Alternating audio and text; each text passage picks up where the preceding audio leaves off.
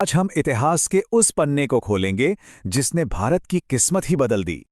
देखिए, 1947 में जब भारत आज़ाद हुआ तो वो ऐसा भारत नहीं था जैसा हम आज देखते हैं।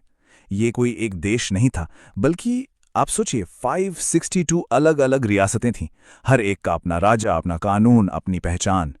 तो सवाल ये उठता है कि ये जो बिखरा हुआ नक्शा था, इसे एक देश कैसे बनाया गया? ये कहानी है एक नामुमकिन से लगने वाले काम की, और उस एक इंसान की जिसने इसे मुमकिन कर दिखाया, सरदार वल्लभ भाई पटेल।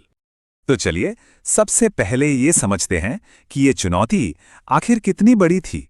जरा सोचकर देखिए, हर रियासत को ये आज़ादी थी कि वो चाहे तो स्वतंत्र रहें। मतलब भारत के अनगिनत टुकड़े हो सकते थे। अगर ये एकीकरण नहीं होता तो आज का जो भारत हम देखते हैं वो शायद होता ही नहीं। एक देश का पूरा सपना दांव पर लगा था। और इसी मुश्किल घड़ी में सामने आए सरदार वल्लभ भाई पटेल, भारत के पहले उप प्रधानमंत्री और गृह मंत्री। उन्हें यह जिम्मेदारी दी गई। उन्होंने एक नया स्टेट्स डिपार्टमेंट बनाया और अपने भरोसेमंद साथी वीपी मेनन के साथ मिलकर एक ऐसा मास्टर प्लान तैयार किया जिसने हिंदुस्तान का नक्शा हमेशा हमेशा के लिए बदल दिया। तो पटेल की रणनीति क्या थी? सबसे पहले उन्होंने ताकत का इस्तेमाल नहीं किया। नहीं, उन्होंने चुना बातचीत और भरोसे का रास्ता। उनकी सोच ये नहीं थी कि राजाओं को दुश्मन बनाओ, बल्कि ये थी कि उन्हें भारत के भविष्य का एक अहम हिस्सा बनाओ। तो ये प्लान काम कैसे करता था? इसके 3 सीधे साधे स्टेप्स थे। पहला, राजाओं से सीधी बात करो। दूसरा, उन्हें इंस्ट्रूमेंट ऑफ एक्सेशन यानी विलय पत्र पे साइन करने के लिए मनाओ। इसमें सिर्फ 3 मुख्य विषय थे: रक्षा, विदेशी मामले और संचार, जो भारत सरकार को सौंपने थे। और तीसरा, बदले में राजाओं को उनके खास अधिकार और प्रिवी पर्स, मतलब एक तरह के सरकारी पेंशन की गारंटी दी गई। और इसका नतीजा कमाल का। ये तरीका उम्मीद से कहीं ज्यादा कामयाब रहा। एक के बाद एक ज्यादातर रियासतें शांति से भारतीय संघ में शामिल हो गईं, और इसी के साथ रखी गई एक मजबूत एकीकृत भारत की नींव।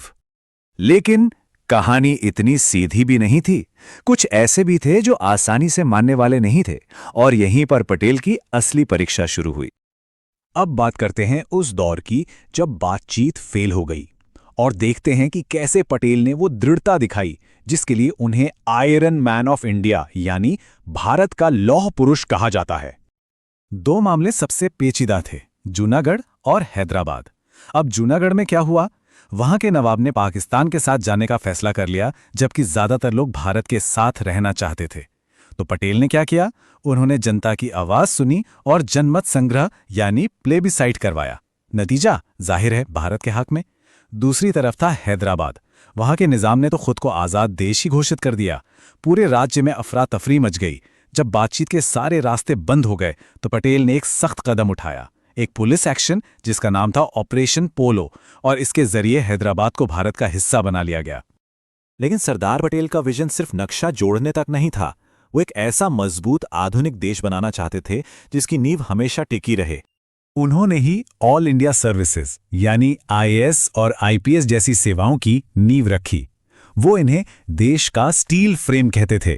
मतलब एक ऐसा फौलादी ढांचा जो पूरे देश को एक साथ मजबूती से जोड़कर रखे, चाहे भाषा कोई भी हो या इलाका कोई भी। यही नहीं, भारत का संविधान बनाने में भी उनका रोल बहुत बड़ा था। फंडामेंटल राइट्स पर बनी कमेटी के वो अध्यक्ष थे। उन्होंने अल्पसंख्यकों के अधिकारों के लिए नीतियां बनाने में मदद की, और राज्यों का ढांचा कैसा होगा ये भी तय किया। मतलब भारत का जो फेडरल और सेक्युलर कैरेक्टर है उसे शक्ल देने में उनका बहुत बड़ा हाथ था। तो एक तरफ बातचीत का धैर्य, और दूसरी तरफ जरूरत पड़ने पर फौलादी इरादे, और साथ में भविष्य के लिए मजबूत संस्थाओं का निर्माण। यही वो कॉम्बिनेशन था जिसने सरदार पटेल को आर्किटेक्ट ऑफ इंडियन यूनिटी यानी भारतीय एकता का शिल्पकार बनाया। एक बिखरे हुए नक्शे से एक मजबूत राष्ट्र तक का सफर। पटेल की विरासत आज हमारे लिए एक बहुत बड़ा सवाल छोड़ जाती है कि एक देश को बनाना और फिर उसे एक बनाए रखना, आखिर इसमें क्या लगता है?